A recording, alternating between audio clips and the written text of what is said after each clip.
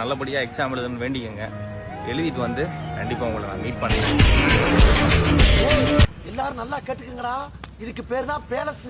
இங்க இருக்கவங்க எல்லாம் ராஜ பரம்பரையை சேர்ந்தவங்க. 15 minutes later. என் லைஃபே உங்களால ஆண்டா போகுது. அவசர அவசரமா போனேன் எக்ஸாம் ஹாலுக்கு. டீ சாப்பிடாம போயிட்டீங்க. எக்ஸாம் ஹால் போறதெல்லாம் இல்ல. எந்த காலேஜ் எந்த இது வாங்கலாம் சம்மந்தமா இங்க தேவட்டைக்கு புதுவில போய் உட்காந்துருக்கேன். காலேஜ் உள்ள போயாச்சு. எக்ஸாம் ஹால் ரூம் நம்பர் 8 சொன்னாங்க. 8 போனோம். 8 இல்ல 9 சொன்னாங்க. 9க்கு வந்தோம். அண்ட் அங்க ஆதார் கார்டு செக் பண்ணாங்க. உள்ள அலோவ் பண்ணாங்க. பட் பெஞ்சை காணும். நான் என்ன பண்றது? அதுக்கப்புறம் தான் பாக்குறேன் காலேஜே மாறி போச்சு. இவ்வளவு வேலை செஞ்சு மண்டை மேல இருக்க கொண்டே மறந்துட்டேனா? இனிமேட்டுக்காவது காலேஜ் பார்த்து எக்ஸாம் எழுத போகணும். நம்மளுக்கு இது தேவையா? நம்மளுக்கு போட்டோகிராஃபர் நேரம் போட்டோ எடுக்க போனா அந்த எக்ஸாம் ஹால்லயே நான் போட்டோ எடுத்து 2500 சம்பாரிச்சு வந்திருப்பேன். செலவு பண்ண தூக்குனேன் முடிஞ்சு எல்லாம்